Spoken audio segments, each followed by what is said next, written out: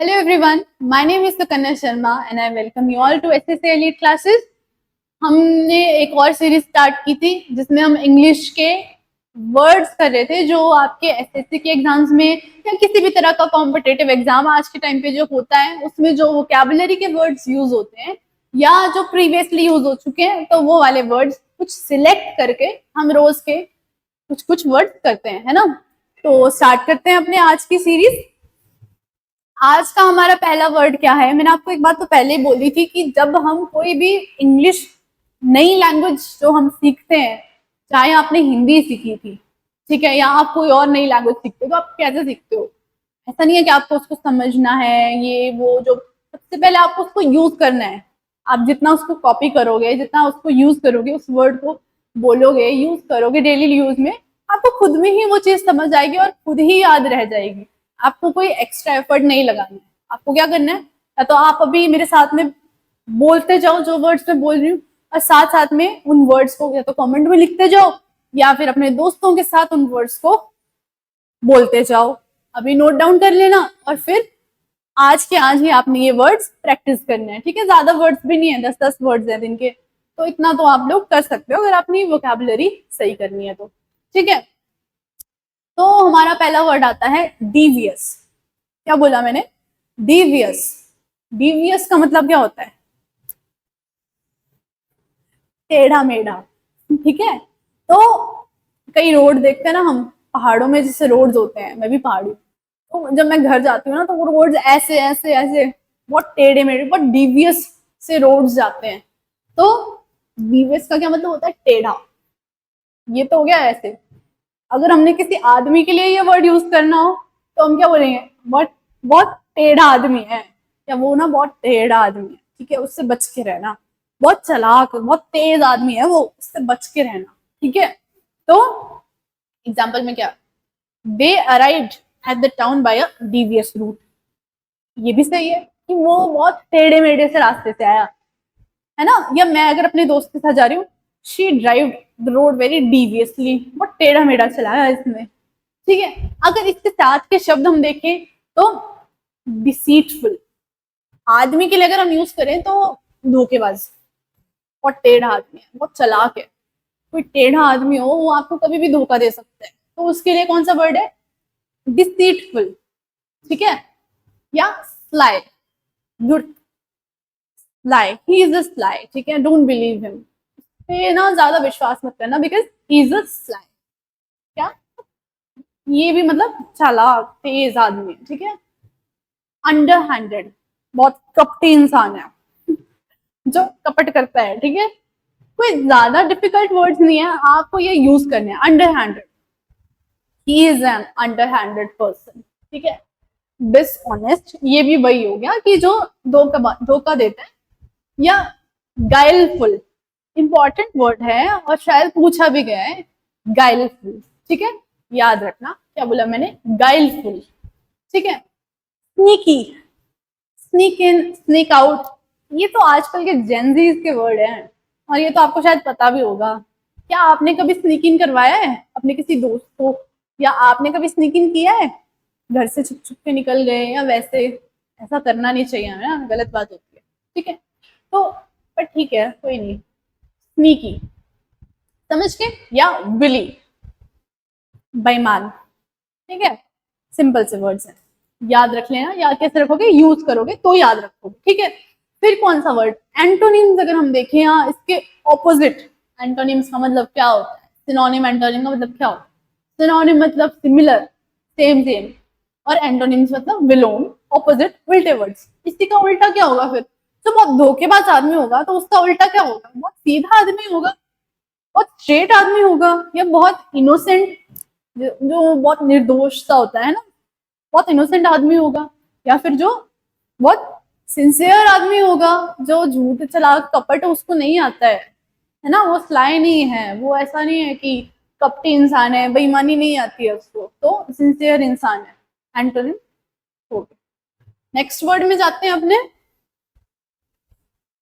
Next है हमारा word रोग। क्या बोला मैंने?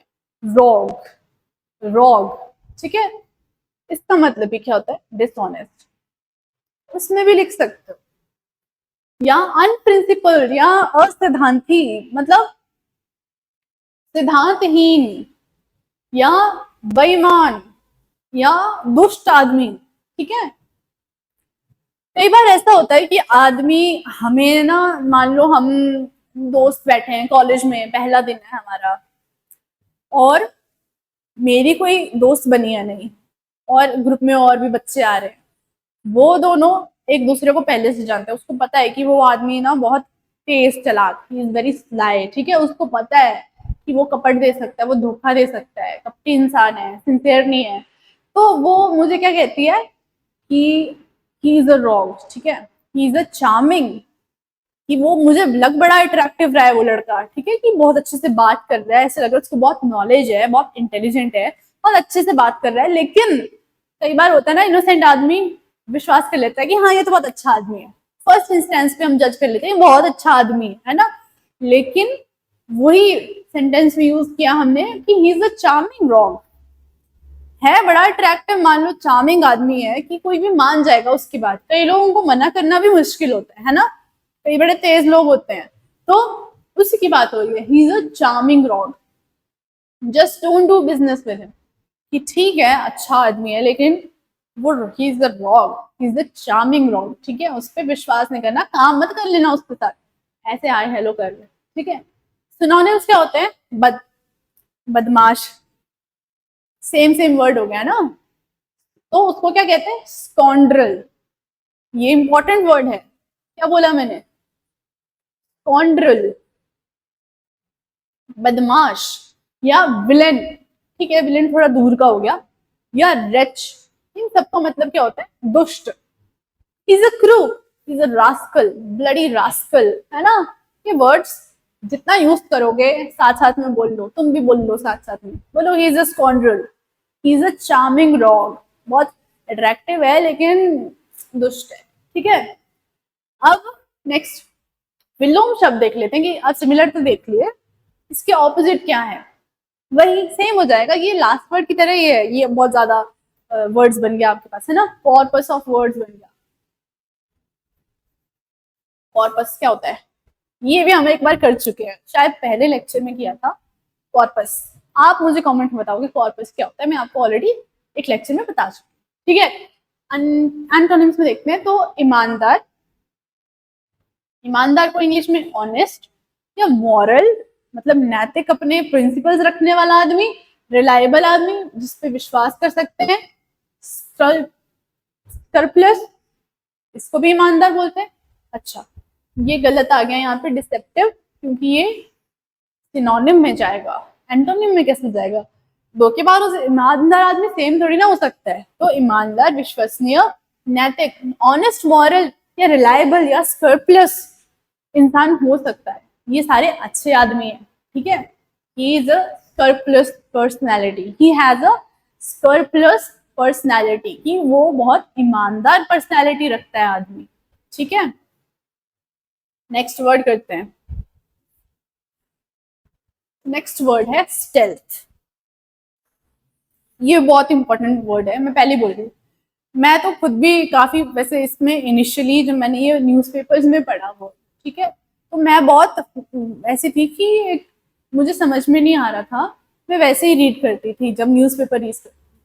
ठीक है, तो स्टेल्थ का मतलब क्या होता है, सीक्रेट, कोई छुपा हुआ। फिर जब हमने पढ़ना शुरू किया तो हम पढ़ते हैं कि इंडिया के पास भी स्टेल्थ फ्रिगेट्स है ना, स्टेल्थ वॉरशिप्स हैं, तो सीक्रेट, स्टेल्थ का मतलब ऐसा होता है जो किसी को पता ना चले, छुप छुप के। ठीक है, मान लो ये मेरा हाथ है, इसके हाथ के पीछे मैं कुछ भी कर लूँ, ऐसे ही बता रही हूँ, तो छुप छुप के काम करना या सीक्रेटली काम करना या छुपा के चोरी करना भी कहीं कहीं बोल सकते हैं। तो the fox uses stealth and cunning to hunt its prey, secrecy, जानवर बहुत छुप छुप के अपने शिकार के पास जाते हैं और एकदम से अटैक करते हैं। ठीक है, तो वो क्या यूज करते हैं, स्टेल्थ, सीक्रेसी, छिपाव यूज करते हैं। और इंडिया के पास जो है the first stealth worship, her country के पास होती है स्टेल्थ वॉरशिप्स या स्टेल्थ ब्रिगेड्स। ठीक है, तो इंडिया के पास भी है INS शिवालिक, जिसको 2010 में कमीशन किया था। सिंपल है, ठीक है, आपको ये याद होना ही चाहिए ये तो सिनोनिम तो वही हो जाएगा कि सीक्रेसी, स्नीकी। स्नीकी हमने अभी पीछे किया, किसमें किया बताओ, क्या था वो वर्ड, जल्दी बताओ जल्दी। डिवियस, ठीक है, डिवियस था ना हमारा वर्ड जिसमें हमने ये पढ़ा था कि वो टेढ़ा सा आदमी है। स्नीकी या कोवर्टनेस। स्नीकी का एक और क्या था कि रॉग,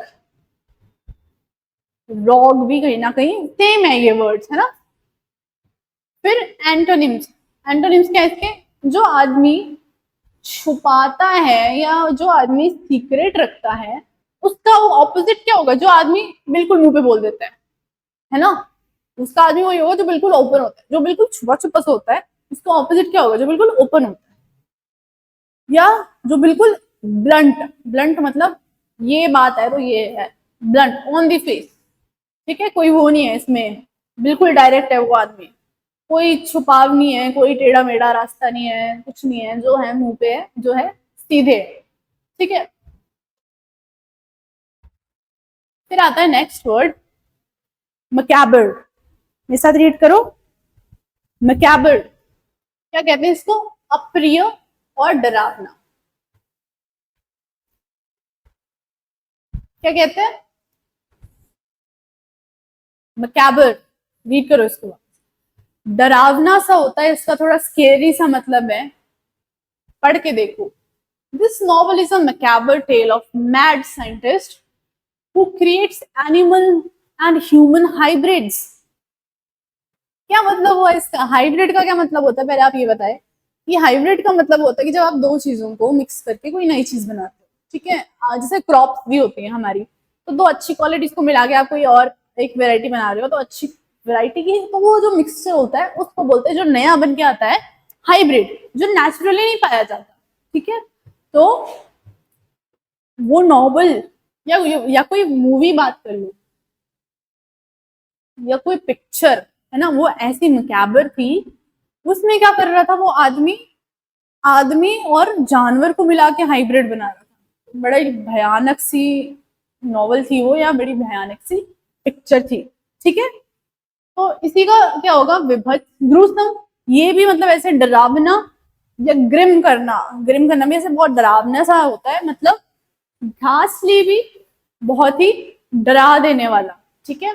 और हॉरेंडस भी बहुत ज्यादा डेंजरस, बहुत डेंजरस है, इट इज हॉरेंडस, ठीक है। रात में जाना इज अ हॉरेंडस टास्क, रात में अकेले जाना इज अ हॉरेंडस टास्क, जंगलों में अगर आप जा रहे हो तो हम क्या बोलेंगे, it is a horrendous task या रिपल्सिव। तो सभी का एक ही मीनिंग है।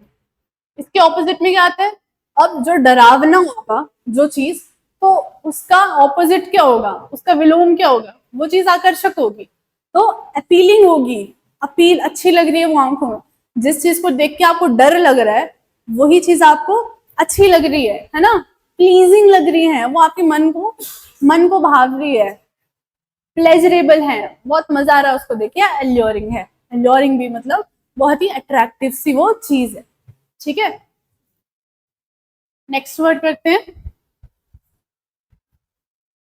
गॉश।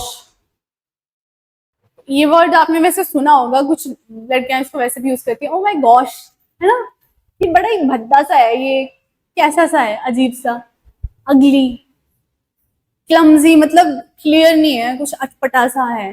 तो गॉश का मतलब क्या होता है, भद्दा। एग्जाम्पल में देखें अगर हम, यंगर पीपल, जो कुछ छोटे एज के लोग होते हैं, ऑफन फील गॉश, क्या बोल रही हूँ मैं, गॉश, ठीक है।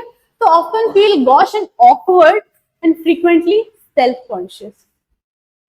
फ्रीक्वेंटली का क्या मतलब होता है कि लगातार, मतलब उनको ऐसा लगता रहता है। जो छोटी उम्र के लोग होते हैं वो जनरली उनको अजीब सा लगता है, अब उनको जाके, आपने भी देखा होगा कई छोटे वो नेचर होता है कई बच्चों का ऐसा, वो बड़े शाय से होते हैं नेचर में, उनको समझ नहीं आता, वो बड़ा अलग सा बिहेव करते हैं या बड़े अटपटे से हो जाते हैं, बता नहीं पाते, है ना, ऑकवर्ड फील करते हैं, अजीब सा फील करते हैं। तो ऑफन फील गॉश, या उनको कई बार, कई बच्चे ऐसे भी होते हैं कि उनको लगता है हम अच्छे ही नहीं दिख रहे, हम बड़े भद्दे से दिख रहे हैं, तो क्या बोलेंगे हम कि younger people often feel gosh, या उनको कभी कभी ऐसा फील होता है, ठीक है। इसी का सेम क्या हो सकता है, अनसोफिस्टिकेटेड। सोफिस्टिकेटेड क्या होता है, इसी का ऑपोजिट सोफिस्टिकेटेड क्या होता है, बड़ा अपने आप को सयाना मानता है हर चीज में। अगर आप फैशन के उसमें भी देखो तो बड़ा जो फैशनेबल है उसको लगता है कि मैं तो बहुत ही सोफिस्टिकेटेड हूँ, सब चार लोगों के बीच में वो बड़ा ही चमक रहा है, हर चीज उसने बड़े सलीके से पहनी है, तो उसको बोलते हैं कि वो सोफिस्टिकेटेड है काफी, है ना, उसको काफी चीजों का एक्सपीरियंस बोल सकते हैं कि बहुत चीजें उसने एक्सपीरियंस की है। तो उसका क्या होगा, भद्दे को, क्लमजी को क्या बोलेंगे हम, अनसोफिस्टिकेटेड, उसी का उल्टा। ठीक है। या सोशली ऑकवर्ड, अटपटा सा लगेगा उसको सोशली। या गॉकी, गॉश और गॉकी सेम सेम से साउंड कर रहे हैं। ठीक है, तो साथ में बोलो अभी, गॉश एंड गॉकी यहाँ पे ही यूज कर लो। Younger people often feel gauche and gawky. ठीक है। लॉकी, कई लोगों को लॉकी भी पसंद नहीं होती है, वो भी बड़ी अजीब सी लगती है ना, तो याद रख लेना इस वर्ड को। या इन एलिगेंट, एलिगेंट होता है जो बहुत अच्छा होता है, बहुत सयाना सा होता है, और इन एलिगेंट क्या होता है, उसका ऑपोजिट। ठीक है, तो विलोम शब्द में क्या आएगा, एलिगेंट, ये हमने अभी ही कर लिया, और सोफिस्टिकेटेड तो बहुत फैशनेबल, एक्सपीरियंस, बहुत मतलब उसको बहुत चीजें अच्छे से आती है, वो ऐसे समझता है अपने आप को सोफिस्टिकेटेड या सयाना। ठीक है। नेक्स्ट वर्ड कौन सा है, जेनिथ। जेनिथ होता है एंड पॉइंट। आप अगर अभी खड़े हो या कहीं बैठे हो तो आपकी नजर कहाँ तक जा सकती है, लास्ट तक, वो वहां का सबसे ऊपर आप कहाँ तक देख सकते हो, सबसे ऊपर आपका अभी रूफ है ना, जब आप खुले आसमान में जाओगे सबसे ऊपर आसमान है, तो जेनिथ एंड पॉइंट हो जाता है, सबसे ऊंचा पॉइंट, हाईएस्ट पॉइंट बोल सकते हैं। ठीक है, तो अगर एग्जांपल देखें, her career reached it's zenith in 1950s। मान लो कोई एक्ट्रेस है, कुछ एक्ट्रेसेस भी ऐसे होती है ना, कुछ एक्टर्स ऐसे होते हैं कि उनका एक पीक पॉइंट होता है कि उस टाइम पे उस हीरोइन की पिक्चर्स बहुत चली, या वो हीरोइन उस टाइम पे सिर्फ वही हीरोइन थी, है ना, तो उसका जेनिथ, उसका हाईएस्ट पॉइंट था वो। ठीक है, जैसे ये है कि एक करियर होता है ना एक आदमी का, तो ये उसका हाईएस्ट या उसका जेनिथ था, ये वाला पॉइंट। ठीक है, सिनोनिम वही होंगे, highest point, high point, top, नाम से ये वाले वर्ड्स तो आपको ऐसे ही आते हैं, लेकिन वो क्या पूछ लेते हैं, जेनिथ, तो जेनिथ में हम कंफ्यूज हो जाते हैं। ठीक है, हाइट या पिनाकल, पिनाकल भी याद रखना और जेनिथ भी याद रखना, दोनों का मतलब क्या है, हाईएस्ट पॉइंट, सबसे ऊंचा। ठीक है, तो इसी का उल्टा क्या हो जाएगा, विलोम शब्द अगर हम देखेंगे, बॉटम। बॉटम मतलब ये हो गया बॉटम, ये हो गया इसका जेनिथ, और ये हो गया इसका बॉटम, या इसका बेस बोल लो, या इसका फुट बोल लो, या इसका नादिर। ठीक है, या एबिस, क्या बोलते हैं इसको, एबिस। नादिर भी हाईएस्ट पॉइंट होनी, ठीक है, बॉटम पॉइंट होनी। और एबिस क्या होता है, जब आप ज्योग्राफी पढ़ते हो, वैसे ये ज्योग्राफिकल टर्म है, ओशियन प्लेट्स जब नीचे को जाती हैं, जब आपकी ओशन स्टार्ट हो जाती है, मान लो यहाँ से ओशन स्टार्ट होगी, ठीक है, ये आपका लैंड मास था, ये आपका लैंड वाला एरिया था, यहाँ से धरती है, अब यहाँ से धीरे धीरे ओशन स्टार्ट होगी, तो एकदम से नीचे जाता है, यहाँ से कॉन्टिनेंटल शेल्फ, पढ़ा होगा आपने ये सब कुछ, है ना, ज्योग्राफी में। तो जब ये बिल्कुल नीचे जाती है, तो जो ये वाला एरिया आता है ना, बिल्कुल बॉटम वाला, जैसे हमने हाईएस्ट पढ़ा था ना जेनिथ, तो उसी का बिल्कुल बॉटम कौन सा आ जाता है, एबिस। ठीक है, हो गया ये वर्ड भी। नेक्स्ट वर्ड है हमारा जिफी। जिफी क्या होता है, एकदम ऐसे चुटकी में, ठीक है, कि एकदम से, एक पल में, एक क्षण में। कई बार हम बोलते हैं कि मैं अभी बस 2 मिनट में आया, बस 1 मिनट दो मुझे, ठीक है, आई बी बैक इन अ जिफी, मैं अभी 1 सेकेंड में आ रहा हूँ। ठीक है, एक पल में, बहुत जल्दी, बिजली की तेजी से, very soon, in a second, या एक इन अ मोमेंट, ये सारे वर्ड्स एक ही हैं। जब हम ये वर्ड्स पढ़ते हैं तो हमको एकदम से समझ में आ जाता है ना, कि इन अ मिनट, 1 मिनट में आ रहा हूँ, 1 सेकेंड में आ रहा हूँ, बहुत जल्दी आ रहा हूँ। लेकिन जैसे ही हम जिफी देखेंगे पेपर में, पैसेज में, तो हम कंफ्यूज हो जाते हैं।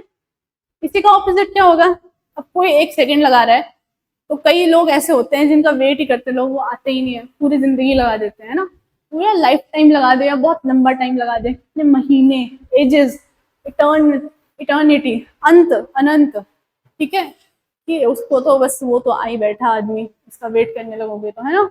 तो ये होता है इसका एंटोनिम जिफी का। नेक्स्ट वर्ड क्या है हमारा, एल्यूसिडेट। क्या बोला मैंने, एल्यूसिडेट।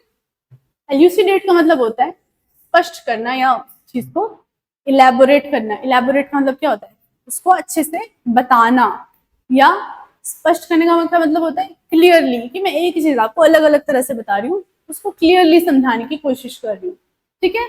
एग्जाम्पल देखो, I will try to elucidate, वापस से रीड करना, I will try to elucidate what I think are the problems. जो भी प्रॉब्लम्स आ रही हैं मैं उसको एल्यूसिडेट करने का या उसको उन प्रॉब्लम्स को क्लियर करने का ट्राई करूंगी, ठीक है। आई विल ट्राई टू, अच्छा यही रिपीट हो गया sentence, but I think are the problems, की जो प्रॉब्लम्स मुझे लग रहा है मैं उन प्रॉब्लम्स को स्पष्ट या क्लियर करने की कोशिश करूंगी। तो क्लियर करने की या एक्सप्लेन करने की कोशिश करूंगी, या उसको क्लैरिफाई करूंगी। इलस्ट्रेट मतलब उसको और अच्छी तरह से बताना, इलस्ट्रेट करके समझाना डिटेल में, डेमोन्स्ट्रेट करके। आपको ये प्रैक्टिकल है, मैं आपको बोल रही हूँ कि ये ना प्रैक्टिकल ऐसे ऐसे होता है, लेकिन जब मैं उसको करके बताऊंगी तो मैं आपको और मतलब उसको डेमोन्स्ट्रेट करके बता रही हूँ, उसको और स्पष्ट करके समझा रही हूँ, ठीक है, उसकी व्याख्या कर रही हूँ अच्छी तरह से। और उसी को अगर कुछ बताना ही नहीं, कुछ एकदम से ऐसे ही कर देना या ऐसे ही बता देना ऊपर ऊपर से, तो उससे क्या हो जाओगे आप, कंफ्यूज, ऑब्सक्योर हो जाओगे, कि आपको समझ में नहीं आएगा कि क्या ऐसा बोला, कंफ्यूज हो जाओगे। एक ही मतलब है सबका, ठीक है। कंफाउंड का भी यही मतलब है कि क्लैरिटी नहीं आई आपको, कंफाउंड, क्लियर नहीं हुआ, अनक्लियर रह गया वो चीज, ठीक है, अनक्लियर। जो हमने क्लैरिटी पढ़ा था, क्लैरिफाई करना, उसी का कंफाउंड या बिफॉग। फॉग का मतलब तो पता है ना, धुंध। तो धुंध आ गई मान लो दिमाग में, क्लियर नहीं है कुछ भी, फॉग पड़ गई, तो बेफॉग भी मतलब कंफ्यूजन हो गया, वो क्लैरिटी वो स्पष्ट होने के बजाय उल्टा हो गया, ठीक है। नेक्स्ट वर्ड है आपका रेपोर्ट। लिखा रेपोर्ट है लेकिन इसको रेपो करते हैं, ठीक है। और इसको क्या बोलते हैं, मैत्री संबंध। जब आप इंटरव्यू देते हो तभी, तो इंटरव्यू के पहले 5 से 10 मिनट होते हैं रेपो बिल्डिंग के। 10 मिनट तो ज्यादा हो गया, पहले 4-5 मिनट रख लो कि रेपो बिल्डिंग, क्योंकि देखो इंटरव्यू का मेन मोटिव क्या होता है कि आपकी पर्सनैलिटी वो समझ सके। और आप अपनी पर्सनैलिटी अच्छी तरह से कब बताओगे, जब आप वहां पे कंफर्टेबल हो। तो उससे एक फ्रेंडली एनवायरनमेंट बनाता है इंटरव्यूअर, किससे, इंटरव्यूई से। मान लो मैं इंटरव्यू देने जा रही हूँ या मैं इंटरव्यू ले रही हूँ, तो जो इंटरव्यू देने आएगा उसके साथ एक रेपो बिल्डिंग होगी, पहले मैत्री संबंध, उससे एक थोड़ा फ्रेंडली सा बॉन्ड बनाया जाएगा, जिससे उसको वो कंफर्टेबल हो जाए और जो मैं पूछते जाऊं वो वैसे फ्लो में आंसर करते जाए, है ना। तो एग्जाम्पल देखो, she was able to establish a good rapport with the children. It's important to establish a good rapport with your या क्लाइंट्स। मान लो स्कूल है, स्कूल में बच्चे, छोटे छोटे बच्चे, अब उनके साथ आपको उनको संभालना है, ठीक है। तो आप बच्चों के साथ भी, टीचर बच्चों को, छोटे बच्चों को संभालना बहुत मुश्किल होता है, तभी संभाल पाता है, या अगर बड़ी क्लास भी हो तो एक टीचर तभी कनेक्ट कर पाता है, एक अगर फ्रेंडली एनवायरनमेंट, एक उसका रेपो बिल्डिंग हो जाए एक बार, है ना, कि बच्चे और वो स्टूडेंट्स और टीचर एक लेवल पे कनेक्ट करते हैं, ठीक है। उसी चीज को क्या कहते हैं, रेपो बिल्डिंग या मैत्री संबंध बनाना। तो अगर हम उसके सिनोनिम्स देखें, क्लोज या स्पेशल रिलेशनशिप, एग्जाम्पल है क्लोज या स्पेशल रिलेशनशिप की एक बॉन्ड फॉर्म करना, बॉन्ड फॉर्मेशन, है ना। कई बार कुछ लोग होते हैं जिससे एकदम से हमारा रेपो बिल्ड हो जाता है। आज के टाइम पे अगर आप बच्चे जो टर्म्स यूज करते हैं या सभी यूज करते हैं, क्या कहते हैं हम, हमारी वाइब मिल गई उससे, तो है ना। तो वाइब मैच करनी पड़ती है, कई बार तो मैच करनी पड़ती है, और कई बार एकदम से वाइब मैच हो जाती है ना। तो उसी को क्या कहते हैं कि क्लोज रिलेशनशिप या म्यूचुअल अंडरस्टैंडिंग एकदम से बन जाती है कईयों के साथ, है ना, या बॉन्ड या फ्रेंडशिप। इसी को क्या बोलते हैं, रेपो बनाना। और एंटोनिम क्या होगा, जिससे नहीं बनी, अनफ्रेंडली या इनकम्पैटिबिलिटी। इसका ऑपोजिट एग्जैक्ट क्या होता है, कंपैटिबिलिटी, कि कंपैटिबल है साथ में या नहीं है, मेल जोल हो रहा है या मेल जोल नहीं हो रहा है। इनकम्पैटिबिलिटी का मतलब होता है कि मेल नहीं खा रहा, या कोल्डनेस, कुछ अच्छा नहीं है रिलेशन, कुछ कोल्डनेस है, कुछ ठंडा ठंडा सा ही है सिस्टम, कुछ है ना। ठीक है, नेक्स्ट वर्ड है आपका सैंग्विन। सैंग्विन का मतलब क्या होता है? होपफुल होना या आशावादी होना। कैसे? भविष्य के प्रति आशावाद, आश्वासन या विश्वासपूर्ण या आशावादी होना। ठीक है, मान लो मैं कोई बुक लिख रही हूँ, मैं बड़ी मोटिवेटेड हूँ उसको लिखने के लिए कि एक दिन मेरी बुक कंप्लीट होगी और सभी को वो बुक पसंद आएगी, तो मैं सैंग्विन हो रही हूँ अपने काम को लेके कि मैं आशावादी हो रही हूँ या मैं एक होपफुल बन रही हूँ। He is sanguine about the companies future. किसी ने कोई कंपनी स्टार्ट की है, आजकल इतने सारे स्टार्टअप्स बनते हैं, है ना, इतने सारे इन्फ्लुएंसर्स आते हैं, तो आज भी लोग स्टार्ट कर रहे हैं, आज के आज भी कितने ही लोगों ने, पहला दिन होगा जिन्होंने आज स्टार्ट किया होगा, तो वो कहीं ना कहीं सैंग्विन होते हैं उस चीज के लिए, कहीं ना कहीं होपफुल होते हैं कि ये चीज मेरी काम करेगी। ऐसा तो है नहीं मैंने आज ही इन्फ्लुएंसर बन गई मैं पहले दिन में, ऐसा तो नहीं होता, मुझे पता है उस चीज के लिए टाइम बनेगा। आज मैंने अपनी कंपनी में इन्वेस्टमेंट की है, तो मुझे पता है कंपनी को ब्रांड बनने में टाइम लगेगा, लेकिन मैं उस चीज के लिए सैंग्विन होंगी, है ना। I'll be sanguine about it। इसी के अगर सिनोनिम्स या समानार्थी शब्द देखें तो ऑप्टिमिस्टिक मतलब पॉजिटिव सोच रखूंगी मैं, या होपफुल होंगी, या पॉजिटिव रहूंगी। बुओयंट मतलब उत्साहित रहूंगी, या बुलिश का मतलब भी उत्साहित ही होता है कि बहुत एक्टिवली या होपफुली मैं उस चीज के लिए काम कर रही हूँ। ठीक है, इसी का उल्टा क्या हो जाएगा? ऑपोजिट ऑप्टिमिस्टिक का होता है पेसिमिस्टिक। कुछ नेगेटिव लोग भी होते हैं, करने से पहले ही बोलते हैं कि नहीं नहीं हमसे नहीं हो रहा, हमसे हो ही नहीं पाएगा ये, है ना। सैड लोग होते हैं, ग्लूमी से, ग्लूमी का मतलब भी होता है जो ऐसे निराश रहते हैं कि नहीं ये चीज, तो कई लोग होते हैं ना उनकी नेचर ही नेगेटिव होती है कि नहीं ये तो होगा ही नहीं, वो किसी भी चीज को लिए उनको बोलो तो वो बोलते हैं कि नहीं ये करना ही नहीं है, ये हो ही नहीं सकता, मेरे से भी नहीं हो सकता, तुमसे भी नहीं हो सकता। इतने नेगेटिव नेचर के वो लोग होते हैं ना। तो इसी का ऑपोजिट क्या होता है? नेगेटिव और सैंग्विन। ठीक है,